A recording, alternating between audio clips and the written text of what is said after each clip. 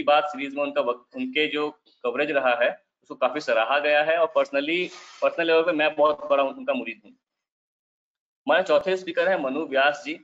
मनु व्यास जो हैं वो भोपाल डिस्ट्रिक्ट के एडिशनल एसपी हैं, और वो भोपाल शहर में ही मध्य प्रदेश पुलिस में कई पदों पर पदस्थ रहे हैं, और इस समय एक बहुत ही महत्वपूर्ण पद वो संभाल रहे हैं। तो मैं सभी स्पीकर्स का और आप सभी प्रतिभागियों का स्वागत करता हूं इस वेबिनार में।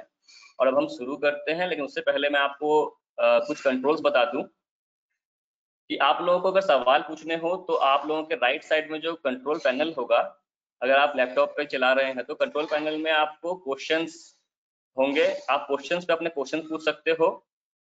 उसके सबसे नीचे चैट है, जहां से आप चैट के लिए आप चर्चाओं को आगे बढ़ा सकते हो। यदि आपको किसी वक्ता के किसी बात को लेकर उससे आपको कुछ बात पूछनी है तो आप क्वेश्चन में पूछ सकते हो, और यदि आपको किसी बात को लेकर चर्चा करनी है, चर्चा को आगे बढ़ाना है, तो आप चैट से आगे बढ़ा सकते हो। अंत में पोल भी आएगा कि आपको कैसा लगा ये, उस पर आप अपने बातें भी रख सकते हो। तो मैं अब शुरू करता हूं, और मैं रिक्वेस्ट करूंगा अमूल्य से कि अमूल्य आप अपनी बात रखें।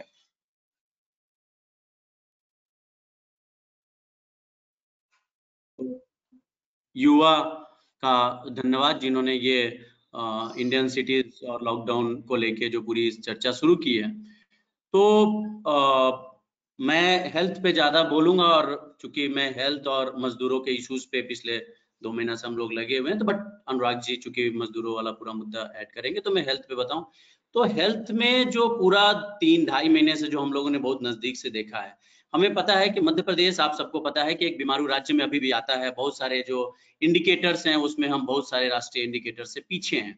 तो जब हेल्थ की पूरी प्लानिंग हुई, मैं बैकग्राउंड अगर आप देखेंगे तो बैकग्राउंड में भी नहीं जाऊंगा, आप सबको पता है कि मध्य प्रदेश की पॉलिटिकल सिचुएशन क्या थी, ज्योग्राफिकल स्टेटस क्या है।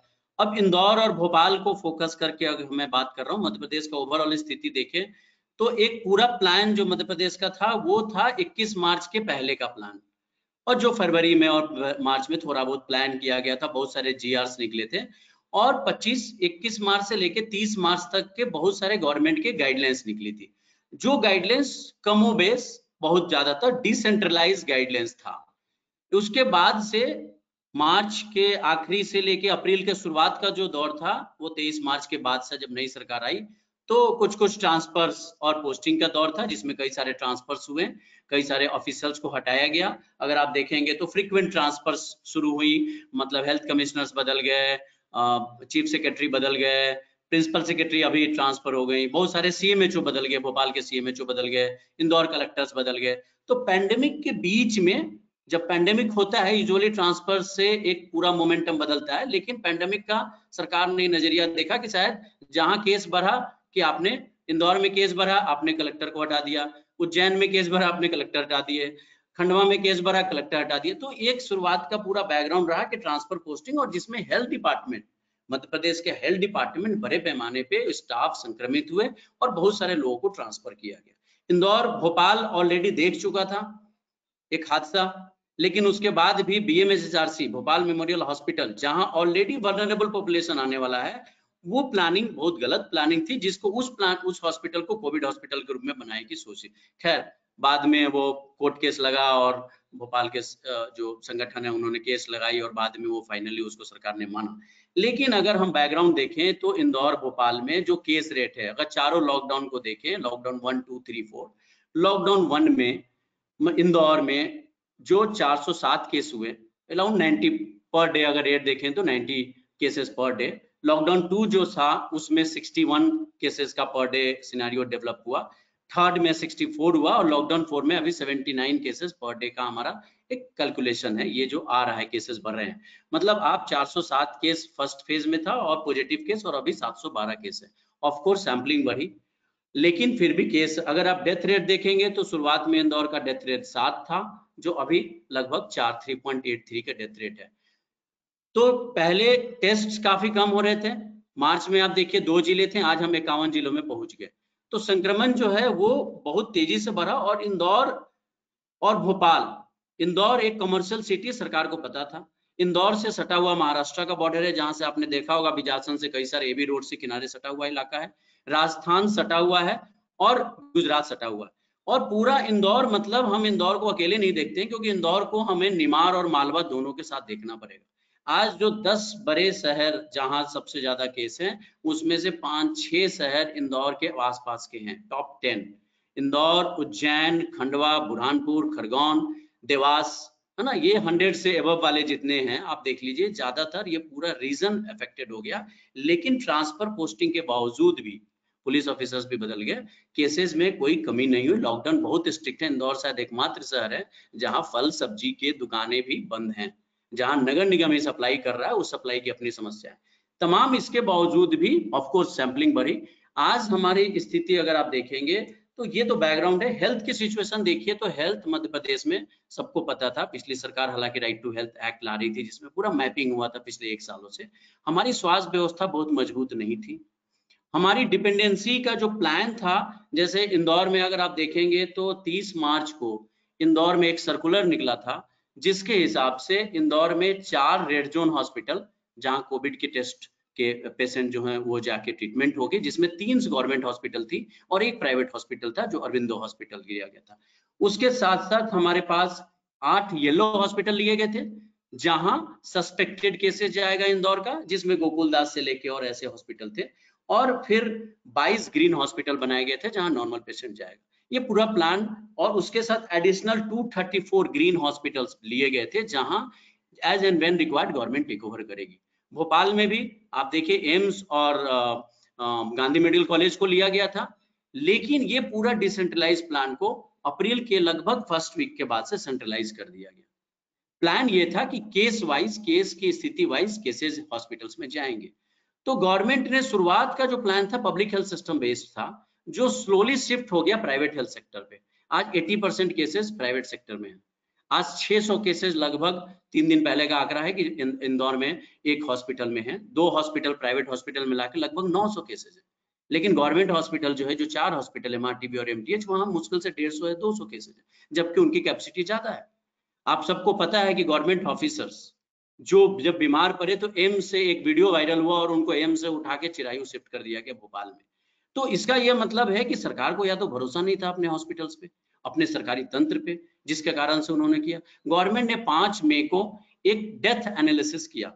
उस डेथ एनालिसिस का ये था, 5 मई के सरकार की डेथ एनालिसिस है, जिसमें 70% deaths first 3 days of hospitalisation में हुआ, 30% death first day of hospitalisation हुआ। इंदौर में कई सारे डेथ्स हुई जो डेथ के बाद टेस्ट रिजल्ट आया 2 दिन के बाद, 1 दिन के बाद, एडमिट होने के 2 दिन बाद टेस्ट रिजल्ट आई। तो ये डिले ऑफ टेस्ट रिपोर्ट जो था, ये बड़ी संख्या में बढ़ी। अगर आप केसेस की भी फ्लो देखेंगे, इंदौर डेथ्स के केसेस देखेंगे, भोपाल में भी कई सारे ऐसे हुए। आपको पता है कि रायसेन में एक ही अग्रवाल फैमिली में 2 लोगों की डेथ 2 दिन के अंदर हो जाती है। इंदौर में साथ में आपकी जब डिपेंडेंसी प्राइवेट सेक्टर, और ये माना है सरकार ने कि लेट हॉस्पिटलाइजेशन और लेट आइडेंटिफिकेशन हुआ है इंदौर में। कम्युनिटी के कॉन्फ्लिक्ट्स आपको पता है, शुरुआत में कॉन्फ्लिक्ट हुआ, लेकिन कम्युनिटी को फेथ डेवलप करके, कम्युनिटी का पार्टिसिपेशन डेवलप करके वार्ड वाइज रीजनल प्लानिंग आज भी नहीं हो पाई। तो जिसके कारण से इतने लॉकडाउन के बाद भी केसेस की संख्या में बढ़ोतरी नहीं हो पा रही है। और लगातार पिछले 2 महीने से सैंपल पे, टेस्ट रिपोर्ट्स पे और डेथ्स के डाटा पे, पिछले 2 महीने से आप मीडिया की खबरें देख लीजिए, किसी एक मीडिया के नहीं, आप चाहे आप सारी मीडियाज की खबरें देख लीजिए, लगातार ये चीजें निकल के आ रही है। अभी सवाल ये है कि जब 80% प्राइवेट्स में आप जा रहे हैं, अगर आप प्राइवेट के ऊपर डिपेंडेंसी करेंगे, आप लोगों ने सुना होगा कि उज्जैन में, आरडी गार्गी में लगातार पेशेंट वीडियो भेज रहे हैं। आप गोकुलदास हॉस्पिटल को बंद किया गया क्योंकि पेशेंट वीडियो भेज रहे हैं। गोकुलदास हॉस्पिटल को सरकार ने 26 मार्च को टेक ओवर किया था, लेकिन गवर्नमेंट में प्राइवेट सेक्टर का कहना है हमें रेट क्लैरिटी चाहिए, which are the rates we are going to use. Government ने बोला, 12 अप्रैल के बुलेटिन में सरकार ने बोला कि हम सबको मुफ्त इलाज देंगे, लेकिन मुफ्त इलाज दिए, लेकिन प्राइवेट सेक्टर में हमारे पास कई केसेज हैं। एक गजल गायक हैं जो 7 तारीख को एक हॉस्पिटल में एडमिट होते हैं, 23 तारीख को डिस्चार्ज होते हैं और 25 तारीख को उनकी रिपोर्ट पॉजिटिव आ जाती है, उनसे 2,20,000 रुपया ले लिए जाते हैं। एक और हॉस्पिटल है सैलवी अस्पताल, वहां पे एक व्यक्ति है जिसकी डेथ हो जाती है, 1 लाख रुपए का बिल बनता है, जबकि कोविड सस्पेक्टेड केस है। 3 घंटे की मेहनत के बाद, मीडिया और अधिकारियों के बातचीत के बाद डेड बॉडी रिलीज किया जाता है और रेड क्रॉस उसका पेमेंट करता है। तो ये स्थितियां क्या हो गई कि अचानक से, और कम्युनिटी उज्जैन में भी यही हुआ। उज्जैन में जब केसेस बढ़ रहे थे तो सरकार ने उस पे उस तरीके से जो प्लान करना चाहिए था वो नहीं लिया।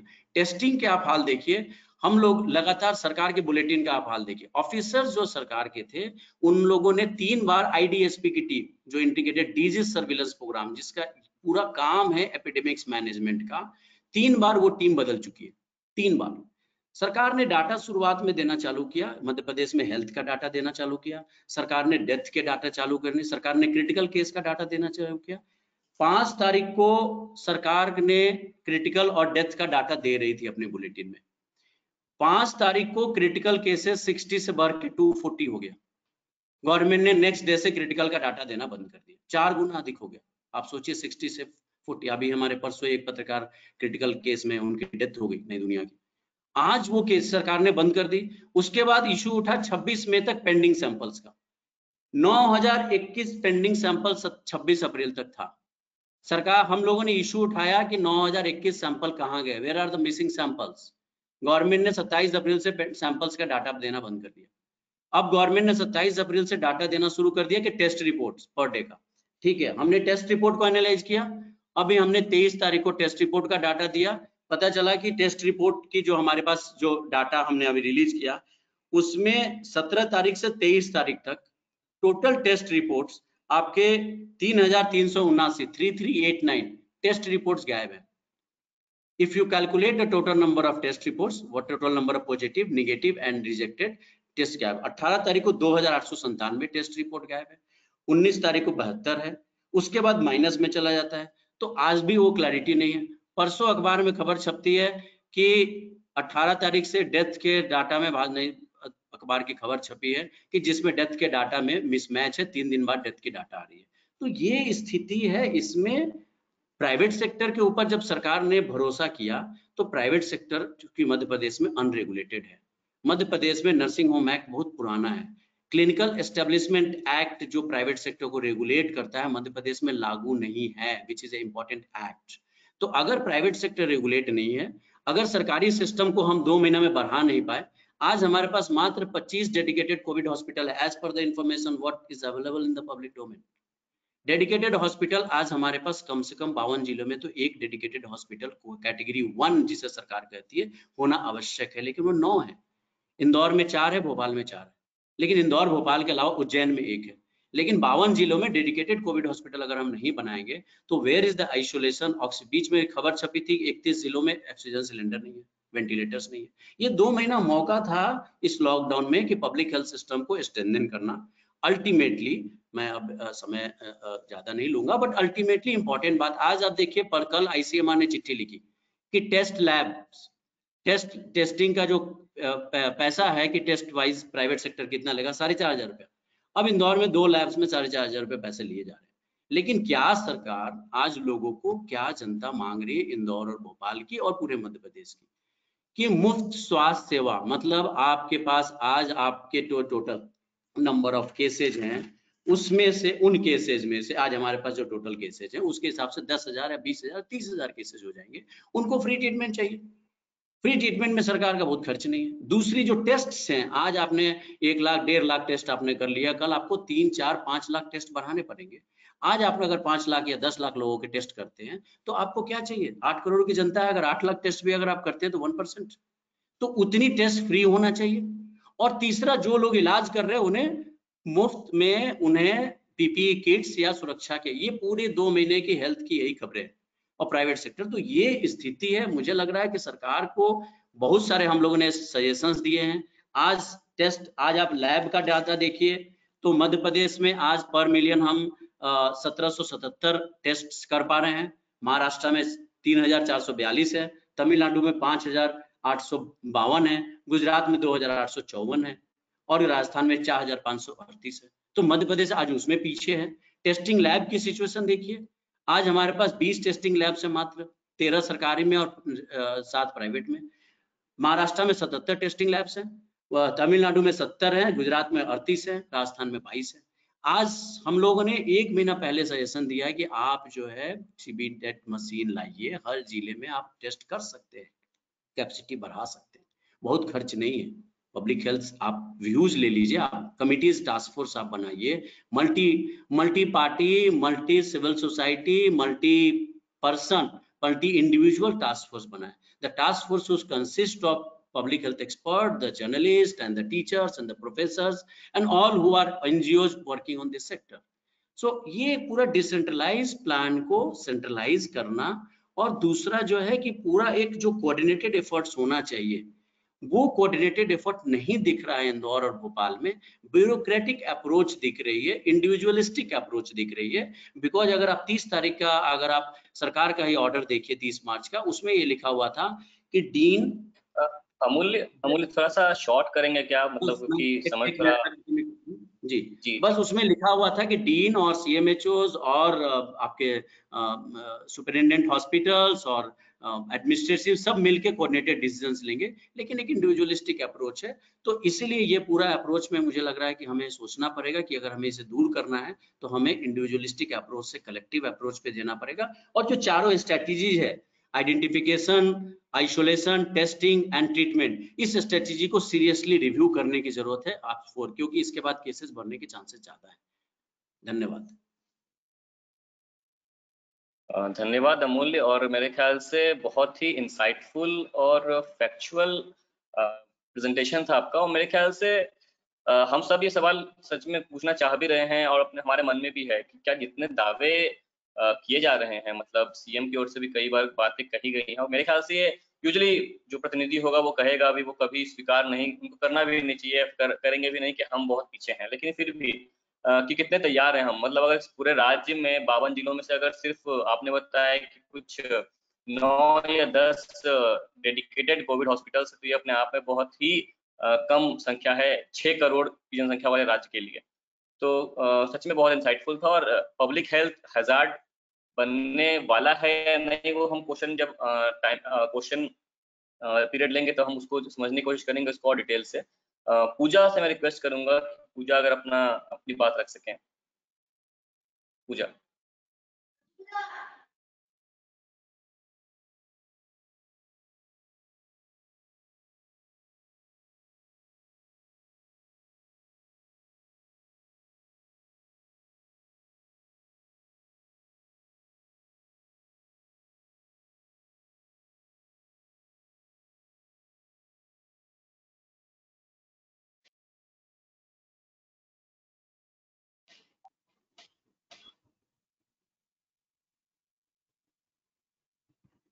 पूजा आपको आवाज आ रही है क्या?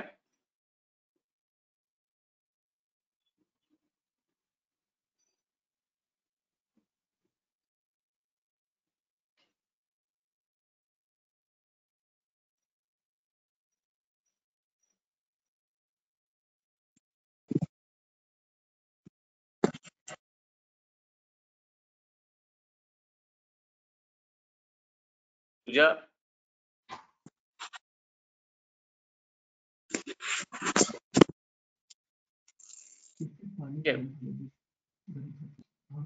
पूजा से हम जुड़े. पूजा, अगर आपको आवाज आ रही है तो प्लीज आप चैट में या क्वेश्चन में लिख सकते हो कि अगर आपको आ रही हो तो.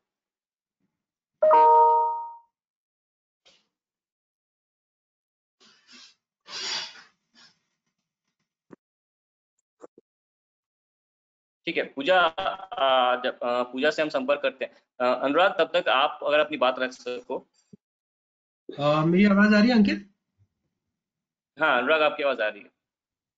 शुक्रिया अंकित और युवा, आप लोगों का बहुत बहुत शुक्रिया. और सारे जो को पैनलिस्ट हैं उनका भी स्वागत है. अमूल्य भाई को मैंने बहुत गौर से सुना, उन्होंने काफी सारी चीजें कवर की हैं, तो बहुत सारा फैक्चुअली मुझे लगता है बहुत सारी बातें जो मैंने सोच के रखी थी वो अमूल्य भाई ने कह दी हैं, तो रिपीटेशन हो जाएगा.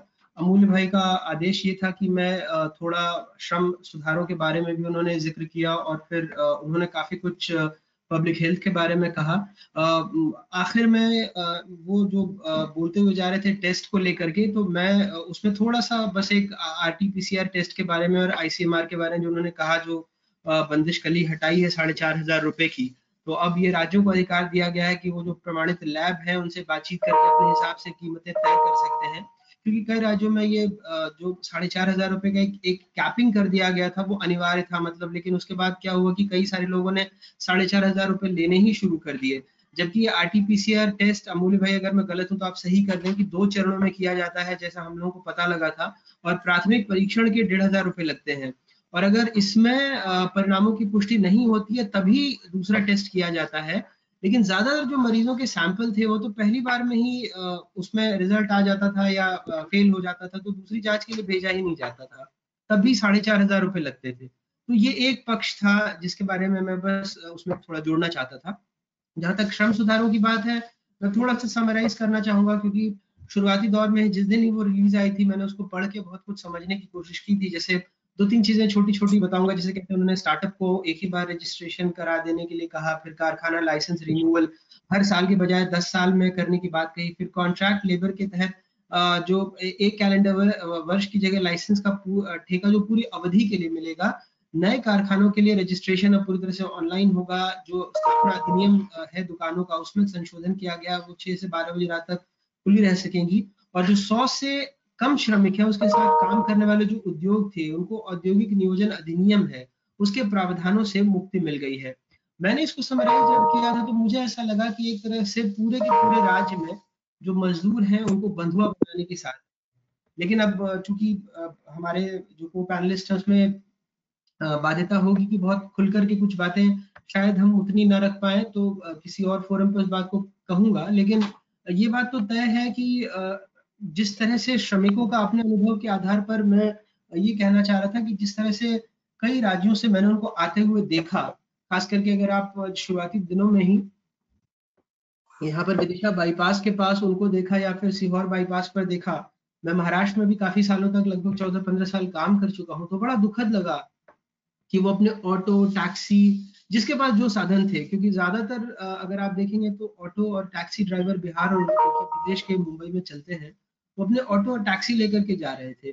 कुछ ऐसे थे जो ट्रकों में लटक लटक कर आए बिजावासन पे, और कुछ ऐसे थे जिनके पास कुछ नहीं था तो वो पैदल आए, कहीं थोड़े दूर लिफ्ट मिल गई ट्रक से वो चल दिए, फिर पैदल चले।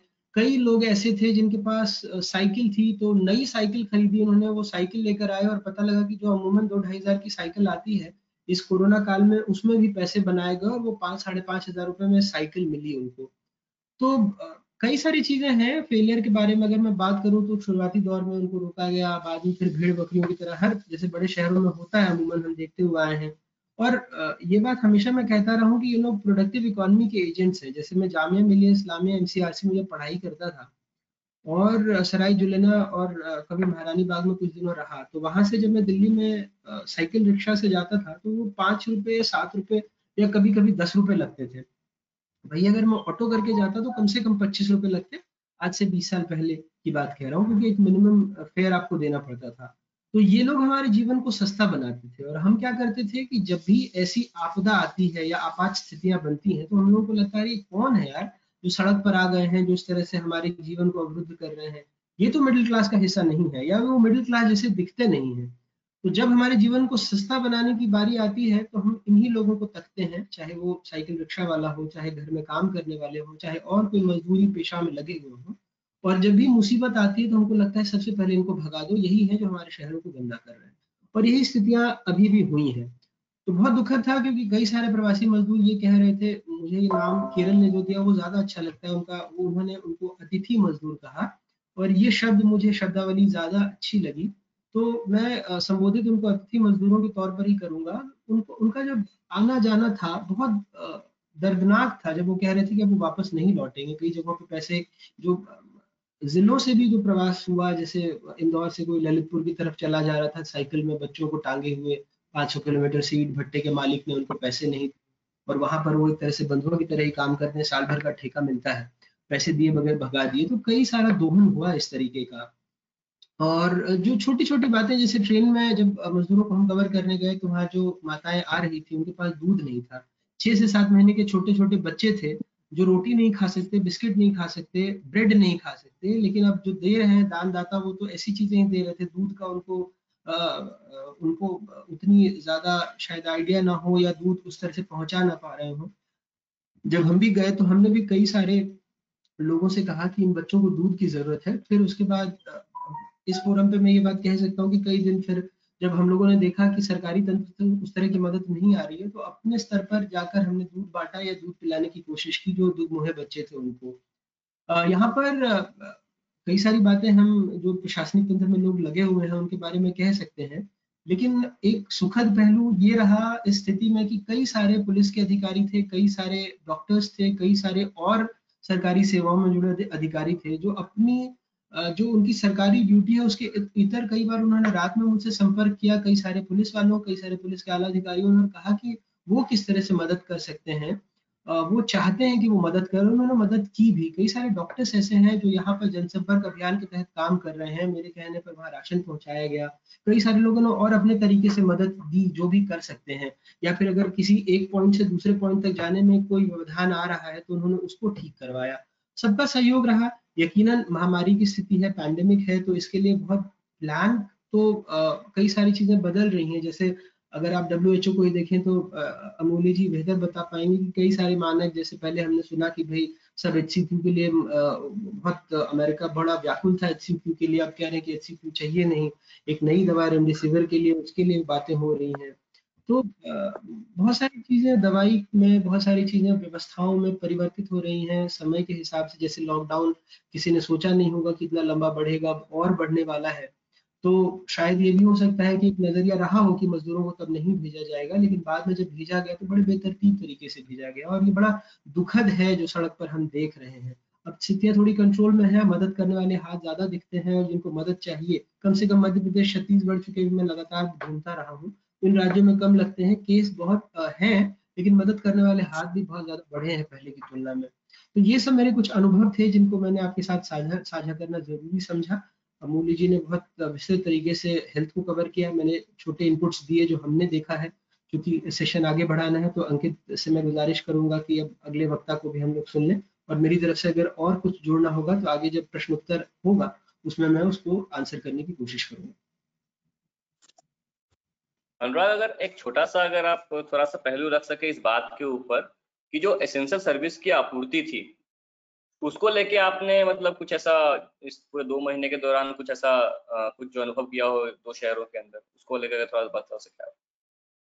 देखिए कुछ चीजें तो जरूर हैं। अब दवा और जो दूध है, इनकी दुकानों को सरकार ने कहा कि ये खुली रहेंगी हर स्थिति में, कम से कम भोपाल में। इंदौर में 1-2 दिन शायद, अमूल भाई अगर मैं गलत नहीं हूँ तो 1-2 दिन शायद कुछ डिस्ट्रप्शन हुआ था जब केसेस अचानक से बढ़ने लगे, और जैसे आपने जिक्र किया कि प्रशासनिक व्यवस्था में भी फेरबदल हुआ, तो उस दौरान में तो दवा और दूध को लेकर तो कोई दिक्कत नहीं हुई, लेकिन हाँ सब्जी फल को लेकर जरूर दिक्कत हुई जब उनको रोका गया। लेकिन नगर निगम ने अपनी तरफ से कम भोपाल में व्यवस्था सुचारू करने की कोशिश की। जिस इलाके में मैं रहता हूँ या जहाँ मैं कवरेज के लिए गया देखा, उस दौरान हम भी कुछ दिन चूंकि क्वारंटीन में रहे, एक पत्रकार हमारे प्रेस कॉन्फ्रेंस में वो बाद में कोरोना पॉजिटिव थे, तो हम कुछ 12-13 दिन हमको भी क्वारंटीन में रहना पड़ा था। तो उसके बाद का जब अरसा जब हम गए तो कुछ जगहों पर ऐसी दिक्कत आई थी जहाँ पर एसेंशियल्स में अगर सब्जी भाजी की बात करें या कुछ राशन की बात करें तो उसकी दिक्कत थी, लेकिन नगर निगम ने अपनी गाड़ियों के जरिए उसको सुचारू बनाने की कोशिश की। फिर भी अब जैसी सरकारी व्यवस्था होती है कि हर जगह नहीं पहुंच सकते, तो दिक्कत आ रही थी। लेकिन उसके बाद फिर मुझे लगता है भोपाल शहर में, अगर पुराने भोपाल में 1-2 जगहों को छोड़ दें जहां पूरी तरह से उनको सील किया गया था, तो उसके अलावा बहुत ज्यादा इस तरह की दिक्कत नहीं आई है। धन्यवाद अनुराग। पूजा, अगर आपको आवाज आ रही है तो पूजा आप अगर आप अपनी बात रख सकें।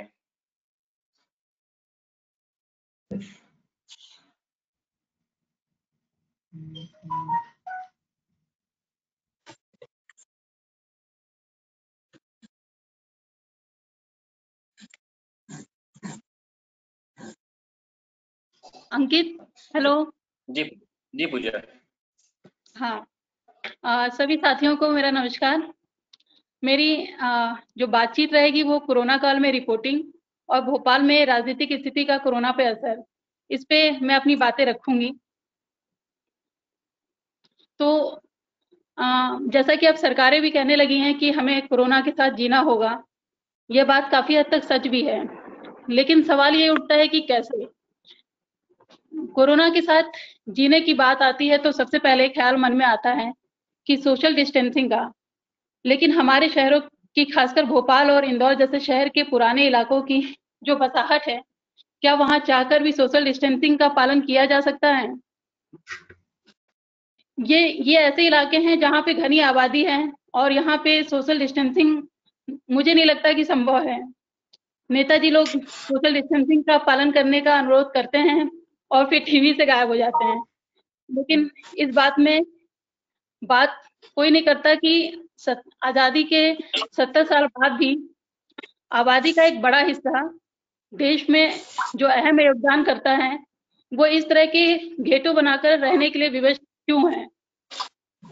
शहरों में रहने वाली हमारी आबादी का एक बहुत बड़ा हिस्सा तंग गलियों में रहता है। ऐसी जगहों पर सोशल डिस्टेंसिंग जैसी बातें अपने आप में किताबी साबित हो जाती हैं। घनी आबादी, हम देखेंगे कि घनी आबादी जो है वो कोरोना का बहुत ही आसान वहां पे शिकार हो जाते हैं। तो भोपाल के जहांगीराबाद जैसे इलाकों की बात कर लें तो कोविड संक्रमण के ज्यादातर मामले इन्हीं सब जगहों से आए हैं।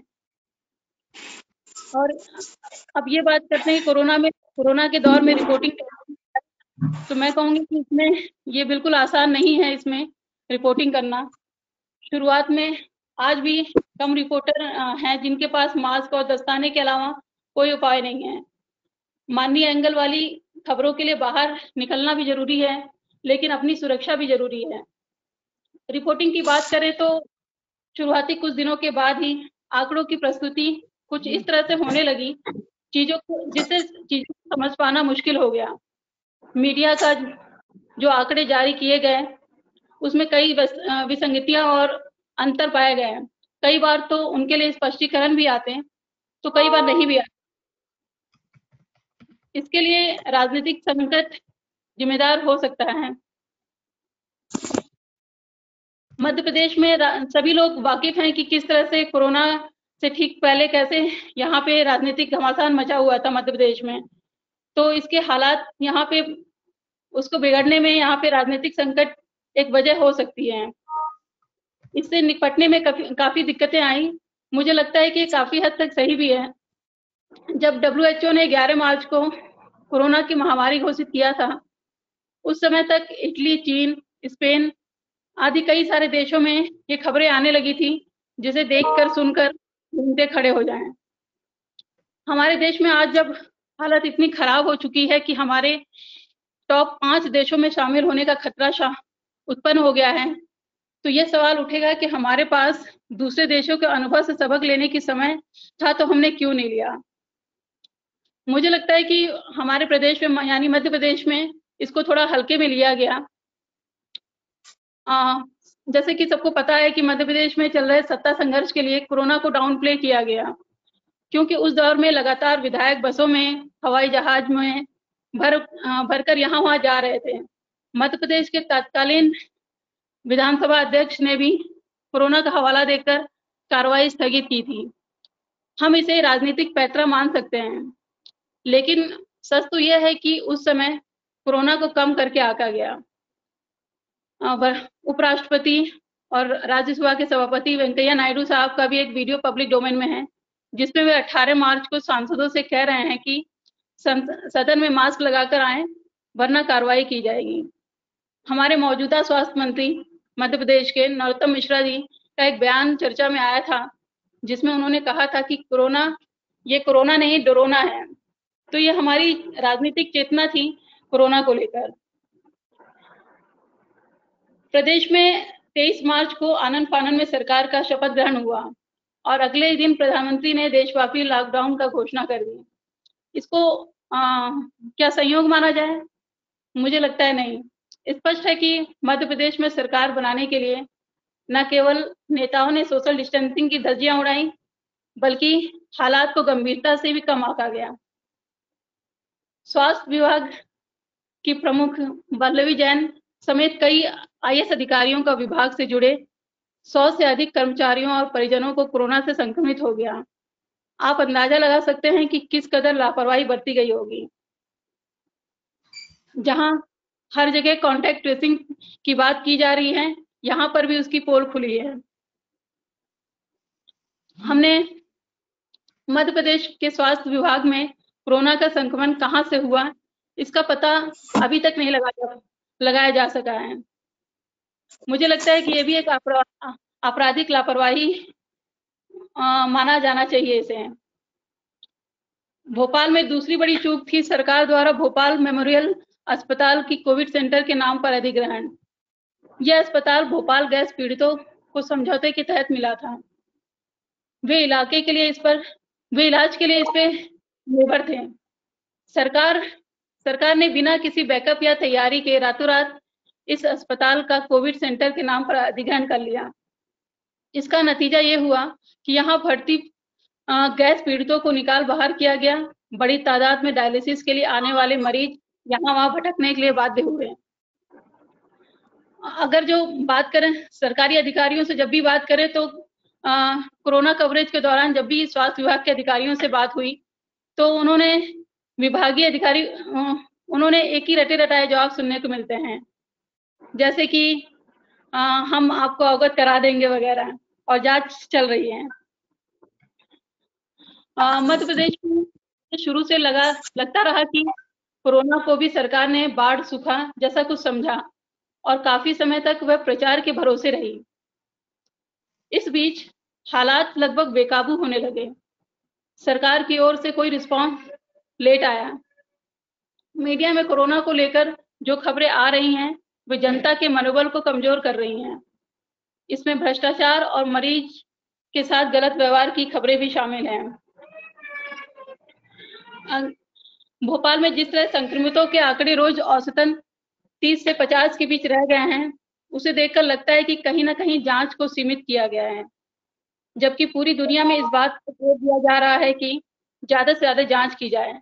आज की ही बात कर लें तो कल देश भर में करीब 1.5 लाख जांच हुई और मामले भी सबसे ज्यादा आज ही आए।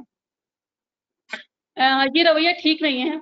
मामले को कम दिखाने के लिए शुतुरमुर्ग जैसा रवैया मुझे नहीं लगता ठीक है।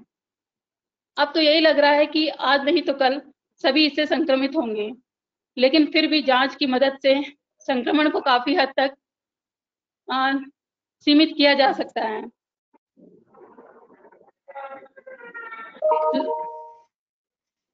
आज ही एक मित्र से बात हो रही थी। उन्होंने कहा कि देश में श्रमिकों का पलायन आज तक की सभी सरकारों के खिलाफ सबसे बड़ा अविश्वास प्रस्ताव है। मैं उनकी इस बात से सहमत हूं। मैंने मई के दूसरे सप्ताह में रीवा से भोपाल तक का सफर सड़क मार्ग से तय किया। रास्ते में एक भी ऐसा पेड़ नहीं मिला जिसके नीचे श्रमिकों का डेरा ना रहा हो। वे रात भर सफर कर रहे थे और दिन रात वे पैदल, साइकिल, ऑटो रिक्शा, ट्रकों पर, लोडिंग वाहन पे सवार थे।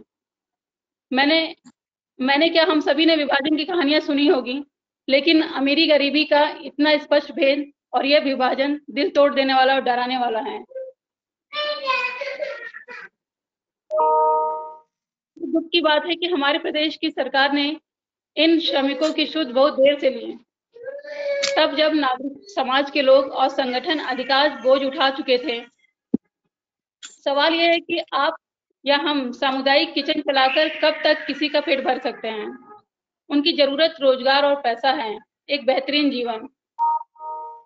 तो ये समझना होगा कि विज्ञापन कोरोना का इलाज नहीं। विज्ञापन में चाहे तो विज्ञापन में जो सब्ज बाग दिखाए जाएं, जमीनी हकीकत से सभी वाकिफ हैं और मध्य प्रदेश की जमीनी हालात बहुत बुरे हैं।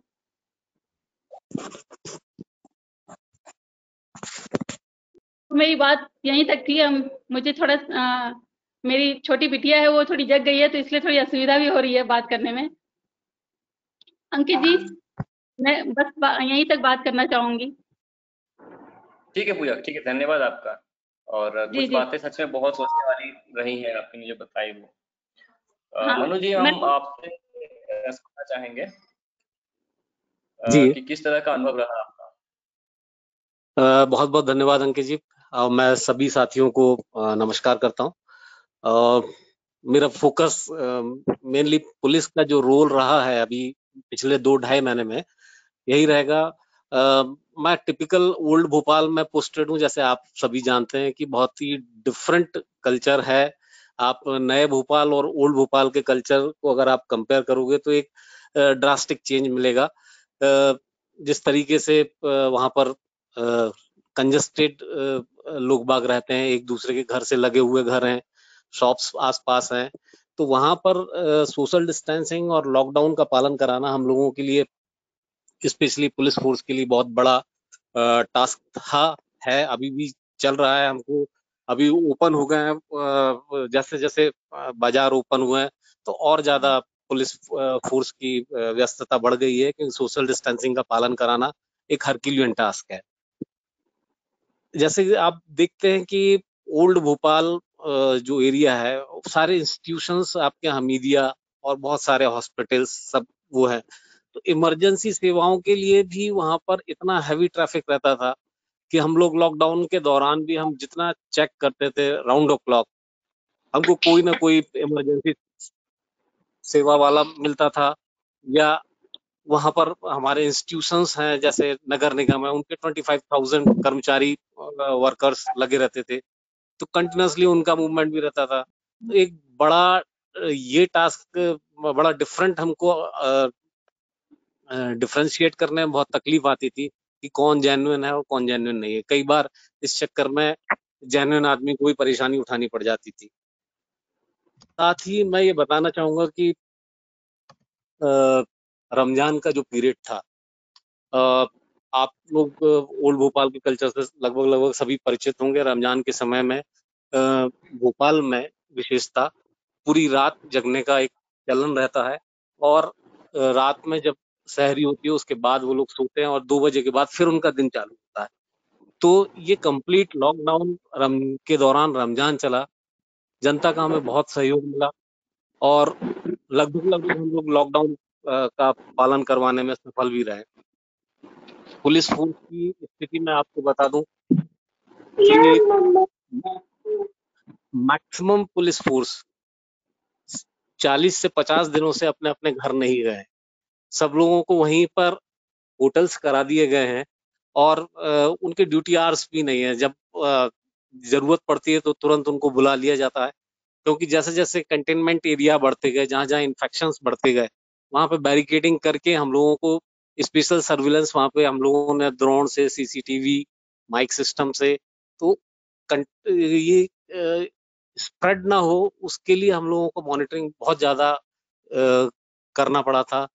तो वो भी स्थिति एक बड़ी प्रॉब्लमेटिक थी हम लोगों के लिए। साथ ही मैं आपको ये बता दूं कि हम लोगों के साथ में बहुत सारे एनजीओज ने काम किया, जो हम लोगों को जैसे जानकारी अलग अलग पॉइंट्स पे ये होता था कि कई जगह श्रमिक रुके हुए हैं, लॉकडाउन में फंस गए हैं, उनको भोजन नहीं है, कंट्रोल रूम को फोन आते थे, तो हम लोगों ने एक सिस्टम बनाया था, एक पीर गेट चौकी है, अलग अलग डिफरेंट चौकियां थी। हम लोग वहां से जिन लोगों की डिमांड आती थी उनको राशन भी डिस्ट्रीब्यूट करवाते थे, फूड भी डिस्ट्रीब्यूट करवाते थे। मेन दिक्कत जब आती है जब आदमी खुद समझने को तैयार नहीं होता है। थोड़ा सा अवेयरनेस और जैसा फेथ गवर्नमेंट के या हम लोगों के प्रति, तो लोग बागों को अभी भी वहां पे अवेयरनेस नहीं है कि ये एक्चुअल में है क्या, कोरोना है क्या। लोग बाग वहां पे सैंपलिंग कराने को तैयार नहीं है, स्क्रीनिंग कराने को तैयार नहीं है। उनको कन्विंस करने में हम लोगों को बहुत प्रॉब्लम जाती थी।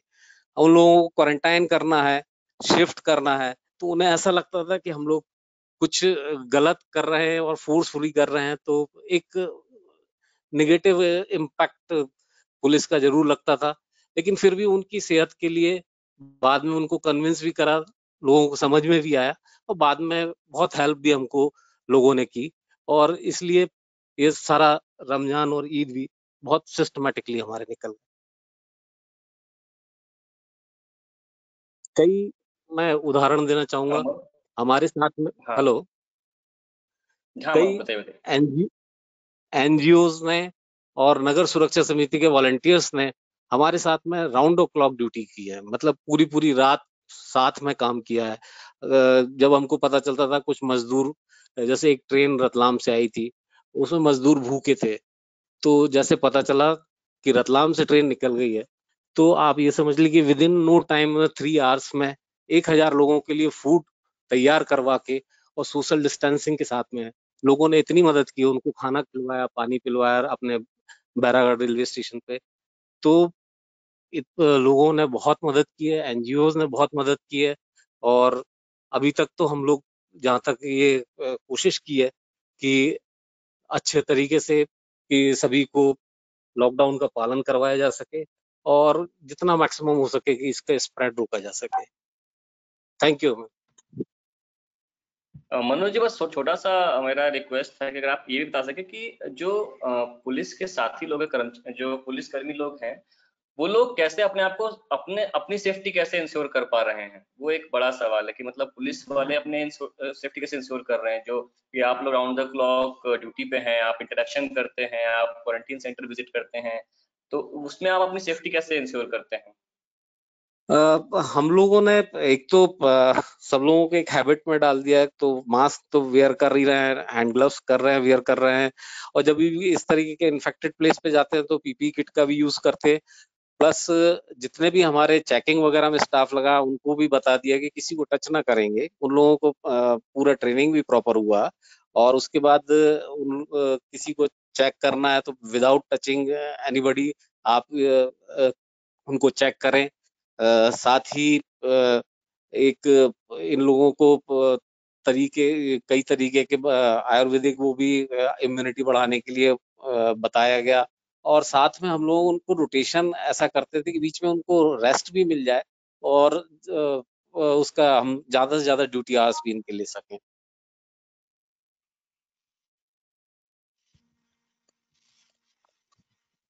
हेलो। Thank you Manoj. हाँ, थैंक यू मनोज जी। अभी जी अब हम थोड़ा सवाल लेते हैं, और सभी हाँ साथियों जी। से, जो प्रतिभागी लोग, जो पार्टिसिपेंट्स, उनसे रिक्वेस्ट करूंगा कि वो लोग अपने जो क्वेश्चंस है वो क्वेश्चन सेक्शन जो है उसमें लिखें, या फिर चैट सेक्शन में भी आप लिख सकते हो अपने क्वेश्चन। जैसे चैट सेक्शन में देख रहा हूँ कि आप लोगों ने काफी चर्चाएं भी की हैं कुछ चीजों को लेके, और काफी अच्छा है। तो जो एक सवाल है वो राजेंद्र भी से पूछ रहे हैं, और ये सवाल मेरे ख्याल से अमूल्य के लिए ही सटीक रहेगा कि शहरों में सार्वजनिक आरोग्य व्यवस्था सुधारने में तुरंत और लॉन्ग टर्म के लिए क्या सुझाव हैं? और साथ ही में इसमें आगे भी है कि एमपी में नगर राज बिल के तहत मोहल्ला सभा का प्रोविजन है, उसकी स्थिति आज क्या है? क्या उनका इस महामारी में एक्टिव किया गया या प्रशासन के साथ ठीक समन्वय किया गया क्या? और इसके साथ एक और सवाल मैं ले ही लेता हूँ अमूल्य, जिसमें ये है कि कोरोना को लेकर क्लिनिकल ट्रायल प्लाज्मा और पतंजलि का क्या मामला है? स्थानीय प्रशासन क्या अनुमति दे सकता है? ऐसा कुछ एक सवाल आया, कृष्णार्जुन जी ने पूछा है, तो इन दोनों को अगर आप ले सकें। जी, तो राजेंद्र विजय जी का पहला सवाल क्या था? एक तो आप आरोग्य व्यवस्था को लेके लॉन्ग टर्म और शॉर्ट टर्म। ठीक है, तो देखिए दो चीजें हैं इसमें। एक तो मतलब इंदौर को अलग से, इंदौर भोपाल के साथ पूरे मध्य प्रदेश में आरोग्य व्यवस्था के लिए बेसिकली, और जो ग्लोबली अगर जो पूरे अनुभव है उस अनुभव से सीखने की जरूरत है, और बार बार ये मीडिया और सब जगह आ रही है। पहला तो ये है कि ग्लोबली क्यूबा ने जो मॉडल दिया है, स्पेन ने जो मॉडल दिया है कि नेशनलाइज कर लीजिए पब्लिक हेल्थ सिस्टम को पूरा, स्पेन ने नेशनलाइज कर लिया, क्यूबा ने दूसरे देशों में जाके मदद की, केरला ने पूरा मैनेज कर लिया। केरला में सबसे पहले केसेज आए थे जनवरी में, फरवरी से। केरला ने क्या किया? टेस्टिंग कैपेसिटी बढ़ाया। कुछ नहीं करना, टेस्टिंग कैपेसिटी बढ़ाई, पब्लिक हेल्थ सिस्टम में स्ट्रेंथन किया, पब्लिक हेल्थ सिस्टम में डेडिकेटेड कोविड हॉस्पिटल्स बनाए। तो मध्य प्रदेश में बहुत इंपॉर्टेंट है कि अगर मैन पावर का प्लानिंग, मैन पावर आज भी सरकार 3 महीने के लिए सोच रही है लेने के लिए, आपको लॉन्ग टर्म मैन पावर लेना पड़ेगा। इंफ्रास्ट्रक्चर जो है वो इंफ्रास्ट्रक्चर डेवलप करने की जरूरत है पब्लिक हेल्थ सिस्टम में। ये पैंडेमिक अपॉर्चुनिटी है पब्लिक हेल्थ सिस्टम को और ज्यादा स्ट्रेंथन करने के लिए, क्योंकि इस फोर फ्रंट में पब्लिक हेल्थ सिस्टम लोग ही फोर फ्रंट में पैंडेमिक को मैनेज किए हैं। प्राइवेट सेक्टर की भूमिका ठीक है, रही है कुछ हद तक, लेकिन जो फोर फ्रंट हमेशा पब्लिक हेल्थ सिस्टम के डॉक्टर्स हों या वो रहे हैं, इंक्लूडिंग आशा वर्कर्स हैं। तो इंपॉर्टेंट है कि सरकार पब्लिक हेल्थ सिस्टम को स्ट्रेंथन करे। हमारा तो कहना है नेशनलाइज कर लीजिए, आप सारा टेक ओवर कर लीजिए। इंदौर में सरकार ने 268 हॉस्पिटल को 30 मार्च को टेक ओवर किया था, वो टेक ओवर करके उनका प्लान करिए, उनको रेगुलेट करिए। और दूसरी बात ये है कि इंदौर जो प्लानिंग है, कम्युनिटी हेल्थ प्लान डेवलप करने की जरूरत है। वार्ड वाइज आपको हेल्थ प्लान, इंदौर में अगर 82 वार्ड्स हैं तो हर वार्ड वाइज जो प्लान है, जो महाराष्ट्र और बाकी कई सारे जगह पे है, मोहल्ला कमेटी और सब कुछ, इंदौर में भी टेक्निकली पेपर पे सब कुछ है, प्रैक्टिकली भी है। इंदौर ने स्वच्छता अगर स्वच्छ किया है इंदौर ने, तो वो समुदाय की भागीदारी से ही किया है। जब स्वच्छता में एक हो सकता है तो इसमें क्यों नहीं है, तो उसका पार्टिसिपेशन नहीं है। दूसरा जो सवाल ये, इसलिए इसको विलेज वाइज और ward wise people's community health plan develop करने की जरूरत है, तभी लोगों का कॉन्फिडेंस होगा, बढ़ेगा। चाहे इंदौर हो, चाहे भोपाल हो, चाहे ग्वालियर हो, चाहे गांव क्यों ना हो, पंचायत क्यों ना हो, तो ये करने की जरूरत है सरकार को। और दूसरी बात जो क्लिनिकल ट्रायल की बात हुई, इंदौर में जो क्लिनिकल ट्रायल्स के जो मामले उठे, इंदौर नहीं मध्य प्रदेश में, देखिए बहुत साफ है, जनता में कंफ्यूजन हो गया है कि प्लाज्मा थेरेपी आपने एक व्यक्ति पर प्लाज्मा किया, दूसरे दिन आपने सक्सेस रेट बता दिया अखबारों में। ये जो प्लाज्मा थेरेपी के बारे में या कोई भी क्लिनिकल ट्रायल के बारे में जो दावा करने का जो होड़ लगा है, वह श्रेय लेने का, ये गलत है। क्लिनिकल ट्रायल्स का अपना एक फेज होता है। इंदौर ऑलरेडी बदनाम है क्लिनिकल ट्रायल्स के लिए। पतंजलि के मामले में इंदौर के कलेक्टर ने पतंजलि को क्लिनिकल ट्रायल करने की अनुमति दे दी। Legally, technically he is not authorised to do this. उन्होंने एक दिन पहले एक चिट्ठी देती है पतंजलि, उसको चिट्ठी के आधार पे हमारे माननीय कलेक्टर महोदय उसको परमिशन दे देते हैं, जो कि बिल्कुल गलत है। लीगली क्लिनिकल ट्रायल का ऑलरेडी सुप्रीम कोर्ट में केस चल रहा है, तो दावे जो किया जा रहा है, मुझे लग रहा है वो गलत था। उनको DCGI परमिशन देती है क्लिनिकल ट्रायल्स की, उन्होंने जो किया, डीन को भी चिट्ठी उन्होंने दिया। तो क्लिनिकल ट्रायल का एक प्रोसेस आयुष मंत्रालय करे या ये करे, तो वो पूरा कियोस्क है, अभी कोई परमिशन नहीं है। लेकिन बार मीडिया में दावा किया जा रहा है कि क्लिनिकल ट्रायल शुरू हो गया आयुष का और पतंजलि का, तो वो पूरा कियोस्क था जो 3 दिन से मचा हुआ था। हालांकि वो निरस्त किया कलेक्टर ने, जो उनकी गलती थी, बट सवाल अभी भी जांच में है कि इन्वेस्टिगेशन होना चाहिए। तो ये मामला था। मैं बढ़िया हूँ, बोलिए ना। धन्यवाद अमूल्य। मेरे ख्याल से बहुत सारे क्वेश्चंस आ रहे हैं, तो मैं रिक्वेस्ट करूंगा पार्टिसिपेंट्स को कि आप जो क्वेश्चंस पूछ रहे हो तो आप इंडिकेट कर दो कि वो क्वेश्चंस किसके लिए है, तो हम और बेहतर तरीके से वो पूछ सकते हैं। नितिन, मैं आपसे रिक्वेस्ट करूंगा आप सवाल पूछो जो बाकी सवाल आए हैं, लेकिन उससे पहले मैं अनाउंस कर दूं कि पूजा जो है वो रिक्वेस्ट कर रही है कि वो जाना चाहेंगी, क्योंकि तो मैं धन्यवाद कहता हूँ। और हम भविष्य में भी उनसे सुनते रहेंगे MP के बारे में, और भोपाल इंदौर के अंदर जो मुद्दे चल रहे हैं शहरी मजदूरों को लेकर, जो शहरी गरीबों को लेकर, वंचित वर्ग को लेकर। तो पूजा, धन्यवाद आपका। नितिन, आप जो सवाल पूछ सकते हो। जी हाँ, तो जो एक प्रश्न आया हुआ है जिसमें पूछा गया है, मध्य प्रदेश में लॉकडाउन के काल में मजदूरों के अधिकार के संदर्भ के कानून में कुछ बदलाव हुए हैं क्या, उसके बारे में लोग क्या सोच रहे हैं। और इसी से जुड़ा एक और सवाल है, मध्य प्रदेश में जो प्रवासी मजदूर वापस आए हैं, खासकर आदिवासी और ग्रामीण क्षेत्र में, वह क्या सोच रहे हैं, खासकर लॉकडाउन खत्म होने के बाद वह वापस काम पर जाने के बारे में उनकी क्या सोच है, क्या वो वापस जाना चाहेंगे या नहीं। ये 2 प्रश्न एक ही प्रश्न है, तो मैं चाहता हूं कि इसका कोई एक पैनलिस्ट में जो हमारे स्पीकर्स है इसका आंसर करें। मेरे ख्याल अनुराग इसको बेहतर बता पाएंगे, उन्होंने बहुत अच्छे से कवर किया है चीजों को। अनुराग, अगर बता पाए एक बार सवाल को फिर से बोल देंगे अंकित, मैं पूरा सवाल नहीं सुन पाया था जैसे। ठीक है, मैं रिपीट कर देता हूँ अनुराग जी। प्रश्न ये है कि मध्य प्रदेश में लॉकडाउन के काल में मजदूरों के अधिकार के संदर्भ में कानून में कुछ बदलाव हुए हैं क्या जी, उसके बारे में लोग क्या सोच रहे हैं, ये एक प्रश्न है। इसके साथ ही जुड़ा हुआ एक और प्रश्न है जो ये कहता है कि मध्य प्रदेश में जो प्रवासी मजदूर आए हैं वापस, खासकर आदिवासी और ग्रामीण क्षेत्र के लोग, वो क्या सोच रहे हैं, क्या वो लॉकडाउन खत्म होने के बाद वापस जाना चाह रहे हैं क्या, इसके बारे में। जी बिल्कुल। जो पहला सवाल आपका है, मतलब जिन भी लोगों से मैंने बात की है, तो जैसे कारखाना अधिनियम 1948 का है, तो उसमें 1958 में जो और भी धाराएं हैं 6, 7, 8, 21H, ये थोड़ा टेक्निकल हो जाएगा इसलिए उसमें नहीं जाऊंगा। और जैसे औद्योगिक विवाद अधिनियम 1947 का है, उसमें कुछ चीजों को जो उन्होंने संशोधित किया है। तो अब अगर मैं मोटा मोटी आपको समझाऊं तो जैसे मान लीजिए कि पहले अगर कोई न्यूनतम मजदूरी नहीं देता था तो लेबर इंस्पेक्टर को अधिकार था कि कानून तोड़ने वालों पर मुकदमा लगा दे, 6 महीने की जेल हो, 7 गुना जुर्माने का प्रावधान था, दोनों हो सकता था। लेकिन अब चूंकि जांच और निरीक्षण से मुक्ति का मतलब ये हो जाता है कि शोषण करो, है ना, और सजा से भी मुक्ति मिल जाएगी। पहले ये प्रावधान था कि श्रम आयुक्त अगर आदेश दे तो निरीक्षण हो जाता था, शिकायत करने पर वो ऐसे आदेश दे सकते थे, लेकिन अब उसमें बहुत सारा घालमेल करके उसको बिल्कुल कमजोर कर दिया गया है। आप अपने आसपास से किसी भी छोटी बड़ी फैक्ट्री को देख लें, उसमें 90% से ज्यादा में छोटी फैक्ट्री में श्रम कानूनों का उल्लंघन होता है। फिर चाहे वो 8 घंटे काम की शर्त पहले की थी, साप्ताहिक अवकाश, ओवर टाइम, फलाना ढिमकाना, सब कुछ। लेकिन अब क्या है कि आप अगर 12 घंटे उसके शिफ्ट आवर्स बना देंगे, इसकी व्यवस्था कौन करेगा कि उसको ओवर टाइम मिल रहा है या उसके श्रम कानून पूरी तरह से सुरक्षित है, क्योंकि आपने बहुत ज्यादा डाइल्यूट कर दिया है। मैं मोटा मोटी कहूँ, जैसा मैं पहले भी कह रहा था, तो मुझे लगता है कि निजी क्षेत्र के जितने मजदूर हैं उसको एक तरह से बंधुआ बनाने की साजिश है। आप देखिए, अगर आप छोटी दुकानों में जाते हैं, जो शॉप एस्टेब्लिशमेंट एक्ट में उन्होंने बदलाव किया है, तो कई बार आपको बच्चे मिल जाएंगे काम करते हुए। तो घर वालों का कहना होता है कि घर की जी किराना दुकान है, तो बच्चा स्कूल से आया तो मदद कर रहा है। मान लीजिए अगर वो बच्चा मदद नहीं कर रहा, वहां 100 रुपए की दिहाड़ी पर काम करता है, तो ये कौन सुनिश्चित करेगा कि पहले तो चलिए 8-9 घंटा वो काम करता था, अब अगर उससे 12 घंटा सुबह 6 से रात 12 बजे तक काम ले रहे हैं उस बच्चे से, और पैसे में अगर 100 रुपए में उसको 5 रुपए किसी ने बढ़ाकर दे दिया, तो उस अनुपात में उसके पैसे तो नहीं बढ़े और उसका दोहन होता रहेगा। तो इसकी इजाजत मिल गई है एक तरह से, और ये सब इसलिए किया जा रहा है कि आपके राज्य में इन्वेस्टमेंट आएगा। लेकिन मैं अगर इस सरकार से सवाल पूछना चाहूँ कि पिछले 15 साल में इंदौर शहर में ही बहुत सारे तामझाम हुए हैं इन्वेस्टमेंट के नाम पर, कितने का ग्रीनफील्ड इन्वेस्टमेंट आया है, कितनी फैक्ट्रियां उठकर आ गई और मध्य प्रदेश में निवेश कर दिया और कितने ज्यादा लोगों को रोजगार मिल गया है। आंकड़े अपने आप में बता देंगे कि क्या हुआ है।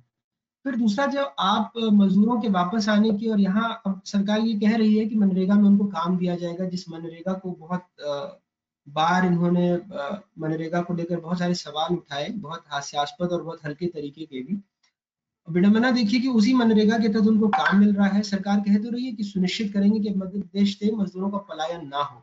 मजदूर भी जिनसे हमारी बातचीत हुई है, कई सारे आदिवासी हैं जैसा आपने पूछा, या कई सारे और पिछड़े तबके के लोग हैं, वो भी वापस जाना नहीं चाहते हैं, क्योंकि कई सारे लोगों को बहुत बेइज्जती झेलनी पड़ी है। जिन हाथों ने उन शहरों को या उन सड़कों को बनाया है, वहीं से वो धकेले गए हैं, पैदल आए हैं, भूखे प्यासे, वहां जाना नहीं चाहते हैं। लेकिन पेट की भूख है, अगर काम नहीं मिलेगा हाथ को, तो पेट की भूख के लिए जाना पड़ेगा। लेकिन अगर उनके मन की बात कहूँ तो मुझे नहीं लगता है कि वापस जाना चाहते।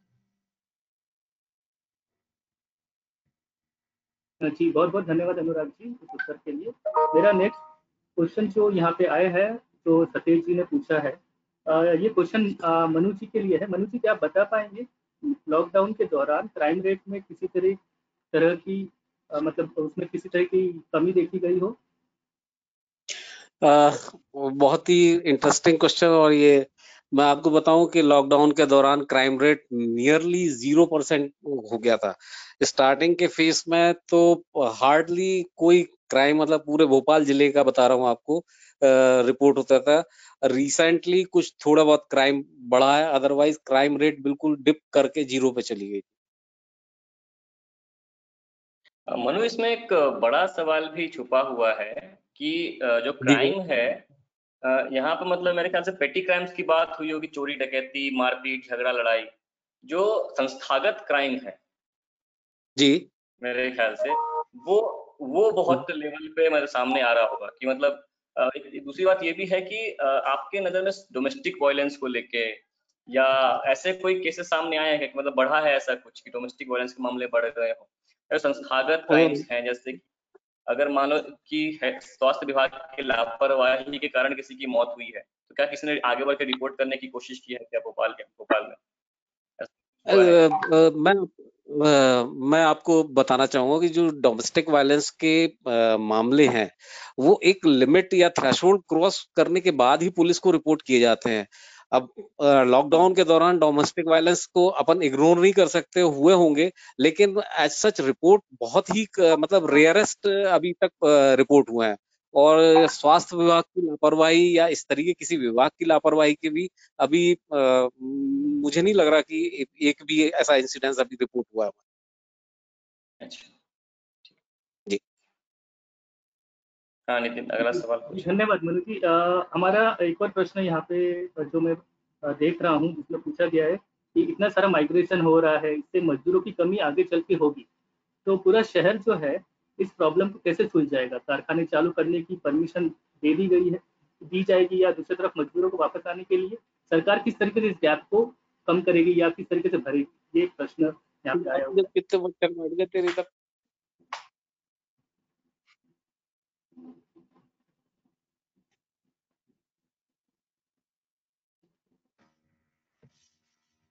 हेलो। हाँ, ये सवाल नहीं है अनुराग कि मतलब जो माइग्रेंट वर्कर्स अपने नेटिव प्लेस की ओर आ गए हैं, और अमूल्य आप भी इसको टैकल कर सकते हैं कि दो चीजें इसमें जुड़ी हुई है। एक तो ये है कि जो माइग्रेंट वर्कर्स अपने नेटिव प्लेस की ओर आ गए हैं तो उनके हेल्थ केयर को कैसे इंश्योर किया जाएगा, क्योंकि एमपी के जब शहरों की ये हालात है तो गाँव में क्या हालात होंगे हेल्थ केयर के। और दूसरा ये है कि जो चले आए हैं और अब शहरों में धीरे धीरे बाजार खुलने लगे हैं, फैक्ट्रियां खुल जाएंगी, तो उसकी कमी कैसे की जाएगी। तो दोनों ही सवाल इसमें जुड़े हुए हैं। तो पहले को अमूल्य आप टैकल करें और अनुराग दूसरे को आप टैकल।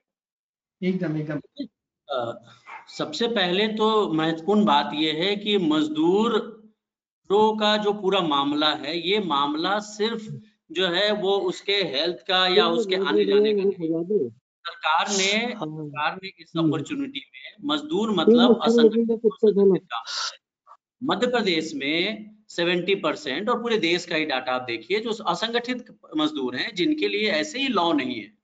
मध्य प्रदेश में जो संगठित क्षेत्र के लिए जो लॉ बना हुआ था, उस लॉ में आज भी जब हम लोगों ने सुप्रीम कोर्ट कमेटी का जब मैं मेंबर के रूप में हमने इन्वेस्टिगेशन करने के लिए गए थे, तो मध्य प्रदेश में आज देखिए माइंस के इलाके हैं, फैक्ट्रीज के इलाके हैं, और जो वर्कर्स माइग्रेट ऑलरेडी करते हैं। मध्य प्रदेश के 8 से 10 जिले ऐसे जो सिलिकोसिस अफेक्टेड है, तो उनके लिए कोई ऐसे भी लॉज नहीं था। तो यहाँ पे उन्होंने जो इजी कर दिया है ना। आप ILO 1919 में ILO ने कन्वेंशन हुआ जिसमें बोला गया है 48 आवर्स, उसमें इंडिया ने 1921 में रेटिफाइड किया है और बोला है कि मजदूर physical, mental and social wellbeing के लिए 48 घंटा काम करना जरूरी है। आपको 12 घंटा करने की जरूरत नहीं थी, आपको ऑलरेडी 8 घंटा में ऑलरेडी ओवर टाइम का प्रोविजन है फैक्ट्रीज एक्ट और उसमें। तो सवाल ये है कि जो मजदूर आए हैं उनके हेल्थ पे बहुत बड़ा इफेक्ट होने वाला है। ये लॉ जो है मुझे लग रहा है बिल्कुल मजदूरों के विरोध में है। बहुत सारे सरकार ने हाई कोर्ट के ऑर्डर के बाद वापस लिए हैं, सुप्रीम कोर्ट ने भी कल बोला है। तो मुझे लग रहा है 61 रजिस्टर, आज आपने 1 रजिस्टर कर दिया, तो ये रिटर्न होने से मजदूर को कॉन्फिडेंस डेवलप करने पड़ेगा। सवाल लोगों को, आप देखिए मजदूरों के लिए चप्पल बांटेंगे, चप्पल नहीं चाहिए भैया, उनको फ्री में पहुंचा दो। बहुत सारे मजदूरों को झाबुआ और टीकमगढ़ और बड़वानी और इस इलाके के हम लोगों ने पैसे दे के लाए हैं। सरकार का एक तरफ क्लेम किया, तो मजदूरों के स्वास्थ्य पे बड़े पैमाने पे असर पड़ेगा। सरकार के पास आज ऐसे भी डाटा नहीं था कितने मजदूर माइग्रेट कर रहे हैं, तो गवर्नमेंट को डाटा लेना चाहिए। सारे गांव जो मजदूर आए हैं उनके लिए गांव में नरेगा आज क्लेम कर रही है, लेकिन उनके लिए स्पेशल कार्यक्रम डेवलप करना चाहिए और कोशिश करना चाहिए कि मजदूर यहाँ के हैं तो यहाँ काम करें। उनके लिए गांव में रोजगार डेवलप करना चाहिए, अलग से प्लान डेवलप करने की जरूरत है। और वो मजदूर, आज भी बहुत सारे मजदूर फंसे। आज ही मैंने बैतूल में, तमिलनाडु में जो मजदूर फंसे हैं उनको अभी हमने लाने की कोशिश की। आज उनको नहीं है गाड़ी, तो अपने साधन से आ रहे हैं। तो ये आकर उनके मैपिंग करना चाहिए। उनके हेल्थ के इश्यूज हैं, उनके परिवार के इश्यूज हैं, बच्चे के इश्यूज हैं। उन्हें कोई प्रवासी मजदूर बोलने की जरूरत नहीं है। मुझे लगता है वो मध्य प्रदेश के मजदूर हैं। मध्य प्रदेश ने चूंकि रोजगार नहीं दिया था इसलिए वो माइग्रेट किए थे, अपनी शौक से नहीं गए थे। चाहे वो गुजरात गए हो चाहे महाराष्ट्र गए हो, शौक से नहीं। मजदूरों का आज ही आपने डाटा देखा होगा, डेथ के साथ साथ आज डाटा आया कि 667 मजदूर जान गंवा चुके हैं पूरे देश में। मध्य प्रदेश के मजदूर थे जिन्होंने औरंगाबाद के हादसे में जान गंवाई। तो सरकार को उसके बाद ये सोचना पड़ेगा कि आज हमारा पूरा प्लान जो था, सरकार ने 1 महीना देखती रही, मजदूर आते रहे पैदल। आज भी मजदूरों का कोई रिकॉर्ड नहीं है। रिकॉर्ड सार्वजनिक कर दें कि गांव-गांव में कितने मजदूर आए हैं। आज ये बहुत इंपॉर्टेंट है। लगातार मीडिया से लेके आज सरकार बोल रही है खाना खिलाओ एनजीओ क्यों, कब तक खाना खिलाएगी। एनजीओ तो ठीक है, short gap arrangement, NGO can't replace the government. तो मजदूरों के लिए सरकार को बहुत प्रो मजदूर, पहले तो ये पूरे कानून बेबुनियाद है, मजदूर के विरोध में सरकार को वापस लेना चाहिए। इस पूरे बदलाव की कोई जरूरत नहीं है। ऐसे ही असंगठित कामगार के लिए कोई कानून नहीं है। और तभी मजदूरों के लिए हेल्थ की और सामाजिक उनकी सोच करना चाहिए। उनको रजिस्टर करके उनके सारे सोशल बेनिफिट्स देने चाहिए, उनके लिए सामाजिक सुरक्षा करनी चाहिए, उनके लिए काम गांव में रोजगार देने चाहिए, ताकि फर्दर माइग्रेशन ना हो। माइग्रेशन का मतलब स्टेट फेलियर है, ये तो एक्सपोज हो चुका है। सारे ट्रेड यूनियन जो अमेंडमेंट किए वापस लेना चाहिए। आज मजदूर मजबूर हैं, मजदूर बाहर हैं, मजदूर आप घर से नहीं निकल सकते हैं, धरना मोर्चा नहीं कर सकते हैं, आप आके अपनी मांगे नहीं रख सकते हैं, तो आप उनका फायदा उठा के पूरे मजदूर कानून को बदल रहे हो। बदलने से क्या होगा? मजदूर के शोषण करके कोई भी इकोनॉमिक डेवलपमेंट नहीं हो सकती है। तो ये हमारा कहना, और हमने ये सुझाव दिए, अलग अलग आईएलओ का विरोध, आईएलओ ने चिट्ठी लिखी है, सारे ट्रेड यूनियंस ने आईएलओ को चिट्ठी लिखी है, आईएलओ ने उसको रिकॉग्नाइज किया, एक बॉडी है जो रिकॉग्नाइज करती है। तो ये तो पूरे हेल्थ के डेफिनेशन का ही उल्लंघन है। सरकार समझ नहीं पा रही है कि मजदूरों का शोषण करके आप मजदूर डेवलप नहीं कर सकते। कई सारे आज खबर आई है कि जो शहरी मजदूर हैं, जो डेली वेजेस वर्कर है, उनका पेमेंट नहीं दिया गया आज 3-3 महीना से, चाहे वॉचमैन हो चाहे। क्या संवेदनशीलता है? सरकार ने कभी सोचा है कि कितने प्रकार के हमारे एक मोहल्ले में कितने मजदूर हैं, डेली वेज वर्कर्स हैं? संवेदनशीलता मुझे लगता है सरकार की खत्म हो गई है मजदूरों के प्रति। और शर्म आना, मुझे तो बहुत दुख हुआ कि जब किसी व्यक्ति ने, पॉलिटिकल व्यक्ति ने चप्पल बांटे मजदूरों को। अरे नहीं चाहिए यार, खाना दे दो उनको, खाना भी नहीं चाहिए, आप तो उनको आने जाने की व्यवस्था कर दो, बस जी लेंगे वो। हजारों मजदूरों के वीडियोस हम देख चुके हैं, बट फिर भी मुझे लग रहा है उसमें सरकार पूरी तरीके से फेल हो चुकी है, न सिर्फ मध्य प्रदेश पर पूरे देश के सरकार। तो इसके लिए बहुत जरूरी है कि गांव में बैठ के सोचना पड़ेगा, उनसे बातचीत करनी पड़ेगी, उनको विश्वास में लेने की जरूरत है। वो बहुत नाराज है, वो बहुत दुखी है, नाराज भी नहीं है, बहुत दुखी है, they are in the pain. आप उनसे बात करके देखिए। जी जरूर। और अनुराग, इसी का सवाल था अनुराग कि जो अब गांव की जो नेटिव प्लेसेस पे मजदूर आ चुके हैं बहुत, जो रेलवे ही अपने डेटा देता है तो उसके हिसाब से 40 लाख करीब मजदूर जो है वो एक जैसे शहर से गांव पे भेजे जा चुके हैं। तो ये जो, और अब फैक्ट्रियां और बाजार खुलने स्टार्ट होंगे शहरों में, तो ये गैप कैसे फुलफिल होगा?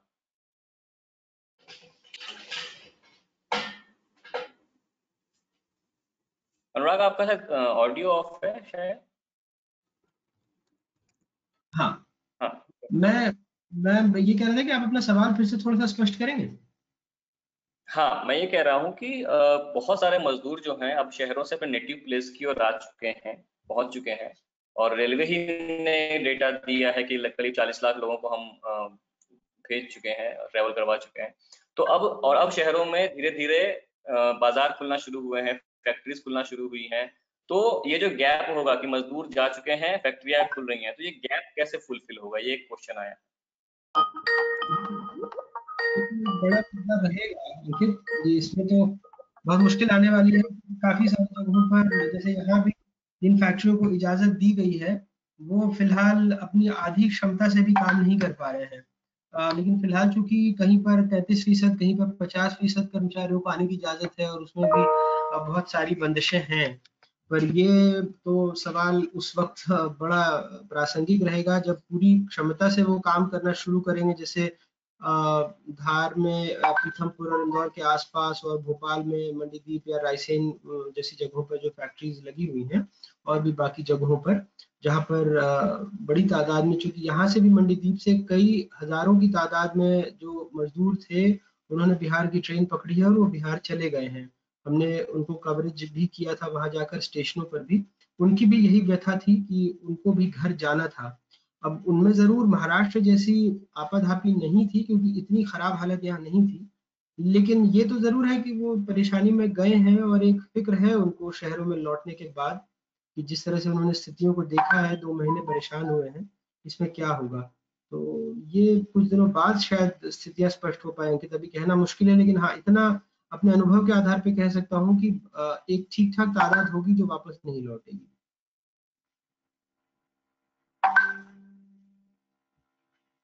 हाँ नितिन, अगला सवाल कुछ है? जी हाँ, अगला सवाल सबा खान पूछ रहे हैं। मनु व्यास जी के लिए ये प्रश्न है, और प्रश्न ये है कि जब क्वारंटाइन के लिए कॉल किया जाता है या कॉल करते हैं तो वह कॉल पीआई साहब के द्वारा आते हैं। उस परिवार या डॉक्टर टीम के बजाय पुलिस के पास से कॉल आने से ज्यादा घबरा जाते हैं पेशेंट और परिवार। तो यह क्या सोचकर नियम बनाया गया, इसके बारे में थोड़ा जानना चाह रहे हैं सबा खान जी। अनुव्यास जी, मेरी आवाज आप तक पहुंच रही है?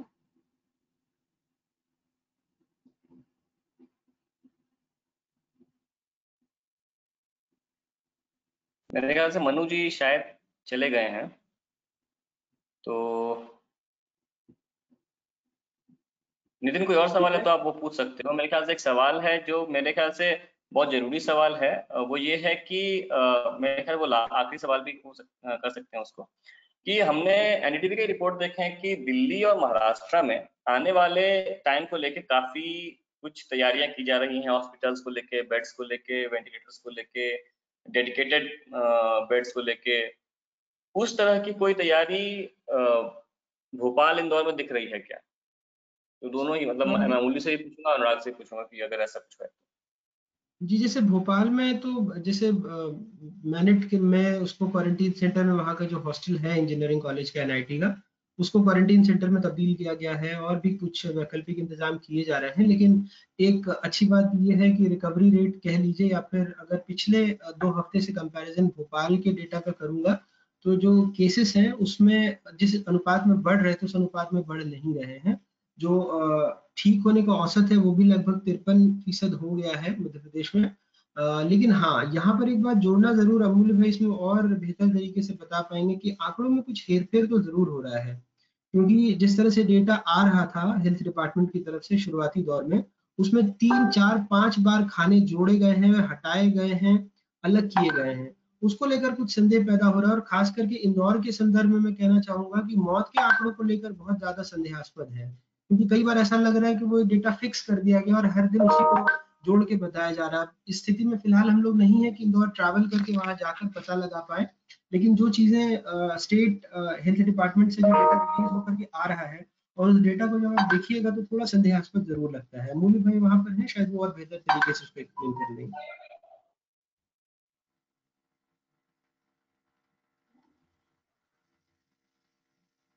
अमूल्य, आपकी आवाज नहीं आ रही। हेलो, सैंपल आवाज आ रही है? हाँ जी जी तो देखिए, पहली बात तो सैंपल गायब थे 9000 मैंने जो बताया।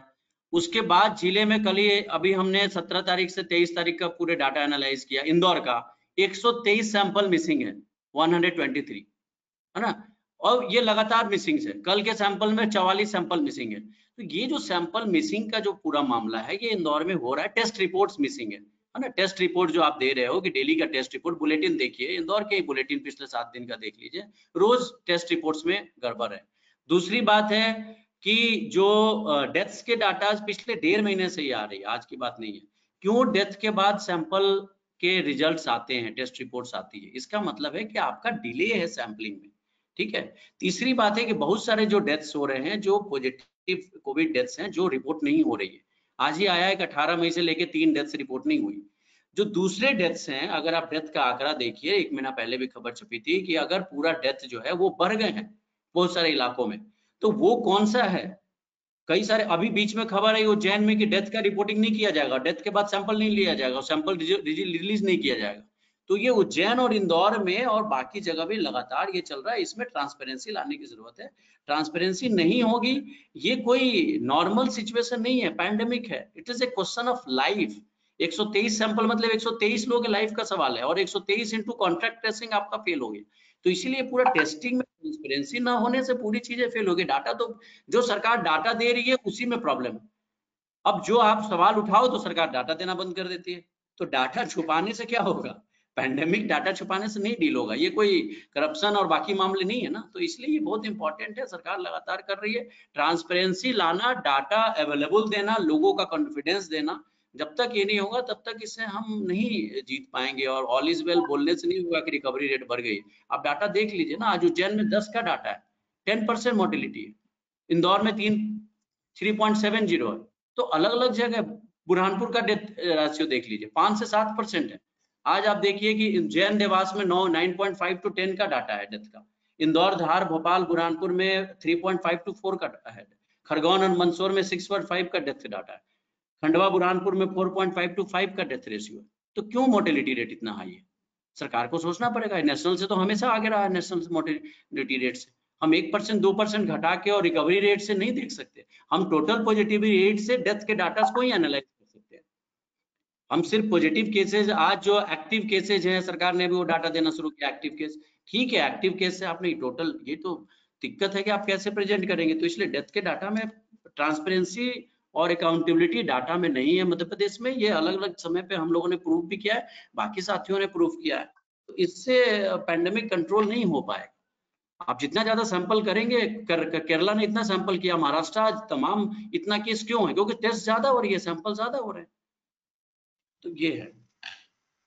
बस एक लास्ट क्वेश्चन आया मेरे ख्याल से, वो सबका ही सवाल है और मेरे ख्याल से सबसे बड़ा सवाल है कि केसेस बढ़ते जा रहे हैं, महामारी के जो केसेस हैं, जो पॉजिटिव केसेस हैं, उसकी संख्या वो नित्य बढ़ती जा रही है और लॉकडाउन खुलने के आसार हो रहे हैं। तो इससे क्या हम लोग और संकट की तरफ बढ़ रहे हैं या मामला कंट्रोल में है? एक ये सवाल है और उसके बाद में भी हम लोग वाइंड अप कर सकते हैं।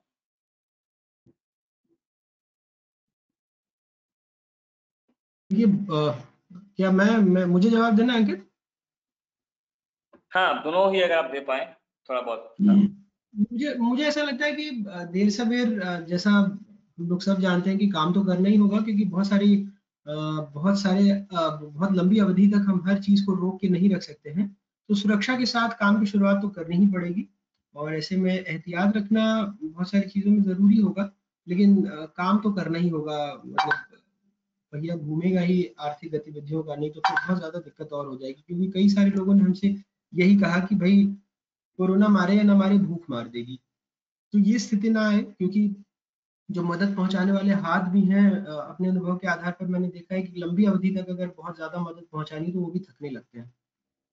तो अगर हम सरकारी व्यवस्था के अलावा जो समाज है उससे उम्मीद कर रहे हैं, तो बहुत अगर दीर्घावधि तक ये चलेगा तो वो हाथ थकने लगेंगे और फिर दिक्कत की स्थिति पैदा हो सकती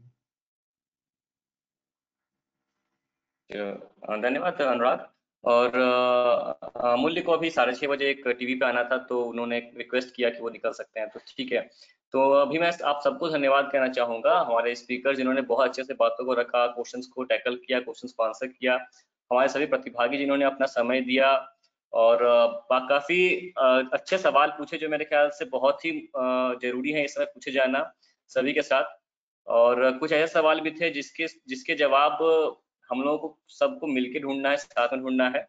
तो इसी के साथ मैं आप सबका धन्यवाद कहता हूं। अगला जो वेबिनार है इस सीरीज में वो चेन्नई के बारे में है, परसों 30 तारीख को शाम को 5 बजे। तो आपसे आग्रह है आप उसमें भी जुड़े हमारे साथ, और उसमें भी इसी तरीके से जिस तरह से आज इंदौर भोपाल की बात की गई, उस दिन चेन्नई की बात की जाएगी, क्योंकि चेन्नई में एक बहुत बड़ा हॉटस्पॉट था, तो बहुत समझना पड़ेगा कि डिस्कशन कैसा होगा चेन्नई के बारे में। तो आप सब उसमें भी जुड़े, और आज के लिए आप सबको जुड़ने के लिए बहुत बहुत धन्यवाद। धन्यवाद सर। Thank you.